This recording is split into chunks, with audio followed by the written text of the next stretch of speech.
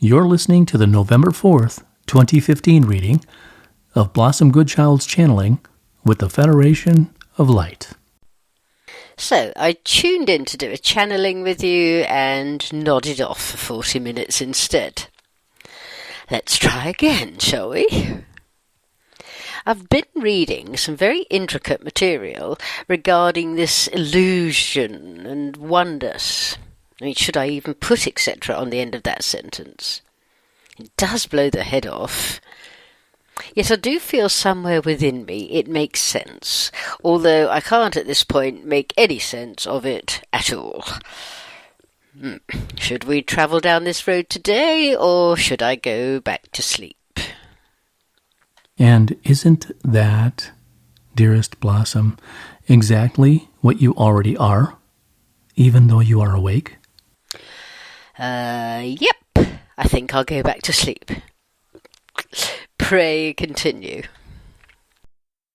We would very much like to do so. For our assistance, unassisting, in assisting, is why we come. Such illusions of mind, such misunderstandings, are completely perplexing, and to even begin to unravel this particular ball of string can be, to one, mind-blowing. Yet we shall continue, for it is from one mind that we speak, or care to speak of. Over and over have we not said, "You are one"? Over and over have we not said, "You are love"? And this, dearest Blossom, is in fact all we ever need to say. For that is all there is. Yet this particular book speaks of forgiveness being the most important thing in order to break through, see through this illusion. And we would say that pure love is forgiveness. Would you not say the same? Yes, and much that I'm reading speaks of that which you speak of. Nothing matters, for instance. I find some form of relief in that, in the knowing that the higher knowledge that comes through higher vibrational beings such as yourselves, although unclear to many of us, is actually truth. Well, it seems that way for me, anyway. And it is that way, Blossom. Yet, we do not consider ourselves higher beings. I know. I actually said higher vibrational beings. I recognize that difference. You are indeed the scholar and the teacher this day. As each one, as you walk through this dream that is indeed so very real to all that you are, due to your viewing of it, is both teacher and scholar. As each one is indeed each other. Viewing one another as self-reflection, in self-reflection. Yet, such recent study has caused many concerns of mind for you, has it not? Oh, you could say that, as I pop another pill and tighten my straitjacket. Dearest souls, as each one moves through this journey, more truth has to be revealed. The decision of choosing to accept such is merely that, a decision of choice at this time. In a world where you have made time, and yet there is no world, and there is no time. Down the hatch with another pill. The red or the blue one, Morpheus? We have spoken also about you being but a breath away from home. We have stressed the importance of the breath in all its glory, in all that it stands for, in all that it is. Yet, in the same way of not understanding this illusion you are in the middle of, the breath is yet another example of truth. That, when understood, is one of the greatest mechanisms you can take out of the dream and connect you to the reality. It is not about belief. It is not about knowing. And where does the knowing come from? The feeling. And where does the feeling come from? The heart. Think again. The breath. You are saying the feeling comes from the breath now. Haven't you always said it comes from your heart? And yet, is it not interesting that when you take your last breath, your heart stops beating also? Yep. So what's the connection I'm missing? The connection. Life. Life is your connection to self. Life never began. Life never ends. Yet, many of you on earth feel that it does. Even those who think that life goes on when the body ceases to be automated, many think that a life finishes, and when returning to earth for more of the same, another one begins. Or at least, this is how you term it, is it not? For you say, in this lifetime, etc., or when I was such and such in a past life. You were never, are never, never will be a person. You are spirit encased in a body, which you then express through a personality. Yet, that which you are is only love. You just think otherwise. So in this dream, what part has life to play? It is acting out that which is not.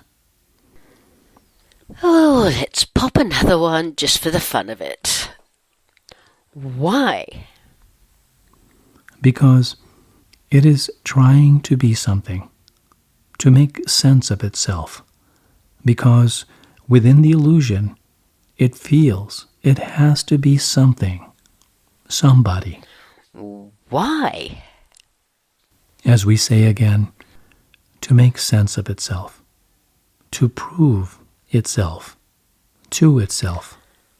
Why? To find purpose for its existence. In a world that doesn't actually exist. Indeed. I think I'll just down the bottle and be done with it. So, are we life outside of this illusion? Yes. And what is life outside of this illusion? Love. And what is love's purpose? To know itself in all its purity and wholeness, in the entirety of itself. And yet outside of this illusion, is it not perfection? Is it not what some call God? Love is God. God is love. Many moons ago, our dearest colleague, White Cloud, said that God could be called a knitting needle. But it isn't. It is called God. Yet this is just a name. It is not about what anything is called. It is about what is. The name is just a recognition tag for that very purpose. Recognizing. Yet here we move into the language of words as we speak of name tags. The language of love has no words. It simply is itself. So my big question as I sit here in this moment is, if this is an illusion, if it doesn't exist, what is the point of it? What is the point of us loving and thinking we're becoming closer to home, and things like synchronicity make us feel we're on track, and wonders appear real and make us feel we're finally getting it, when if the world is only a dream, why bother with any of it? Be it love, hate, understanding, whatever. I mean, as you say, it doesn't matter. At this stage in the game, and we still choose to name tag it so, we would say, because being awake in the dream, as many of you now are, allows you to recognize it as a dream, because you are awake in it. Have you not yourself, Blossom, had a few flying dreams when you recognized you were in a dream and thought, great, I can fly because I'm dreaming? And so you did. Yes, I love it when that happens. Next time I shall say, great, I can fly because I'm in a dream. Within my dream. And this is a good point to be made aware of, we feel. When you are aware in that dream that you are in a dream, you know you can fly because you are just dreaming. And you do so. So too, as you recognize on a deeper level that you are living in a dream, then you can become aware that you can actually do anything you want because it isn't real. It is just a dream. And once awake within it, you take control. Yes, I like that. I see that. Yet, if it's not a true reality, I still don't see the point. Its purpose. Yet you will, when you awaken from it. For if you had never been in it, awake or asleep, you would never know the experience of the truth in comparison. To what? Truth. Before we close, if this is just a dream, and I say just light-heartedly, why do you always go on to us about feeling? You say everything is about feeling. I mean, where does that come into it then? Because when you allow yourself to feel, through your heart, breath, you are allowing yourself to connect with the reality which is real, as opposed to the dream. Feeling is your truth monitor, your gauge, your guide. Okay, yet if this world isn't real, how can there be any guidance needed? I mean, towards what? I used to think it was towards whether or not something was true. But how can that be if the world isn't there anyway? Yet the dream is, dearest Blossom. The dream is very real to you. And within that dream, your truth monitor, your feeling, is serving an almighty purpose. And you are going to say, to lead you home. And then you're going to say, we shall leave it there for today. And you are going to say, it's been nice to have a conversation. It has been a while.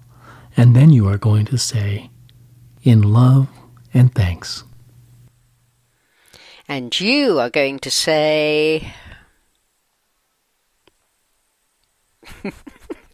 you got me there. Nothing. Cheer-ho till next time. The material I'm reading is a book called The Disappearance of the Universe by Gary Renard, a pre-read to A Course in Miracles, if I ever get that far. Many thanks.